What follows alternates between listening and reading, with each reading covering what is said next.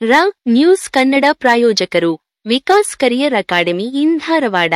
ಯಶಸ್ವಿ 25ನೇ ವರ್ಷಕ್ಕೆ ಪಾದಾರ್ಪಣೆ. ನವನಗರದ ಕ್ಯಾನ್ಸರ್ ಹಾಸ್ಪಿಟಲ್ ಹತ್ತಿರ ಶ್ರೀ ಮಾರುತಿ ರಿಕ್ಷಾ ನಿಲ್ದಾಣದ ಚಾಲಕ ಹಾಗೂ ಮಾಲಕ ಸಂಘದಿಂದ 30ನೇ ವರ್ಷದ ಶ್ರೀ ಹನುಮ ಜಯಂತಿ ಉತ್ಸವ. ಪ್ರತಿ ವರ್ಷದಂತೆ ಈ ವರ್ಷವೂ ಕೂಡ ಮಾರುತಿ ದೇವಸ್ಥಾನದ 30ನೇ ವರ್ಷದ ಜಯಂತಿಯನ್ನು ದವನದ ಹುಣ್ಣಿಮೆಯದಂದು ಬೆಳಗ್ಗೆಯಿಂದಲೇ ಪಂಚಾಮೃತ ಅಭಿಷೇಕ ಹಾಗೂ ತೊಟ್ಟಿಲು ಉತ್ಸವ ನಡೆಯಿತು.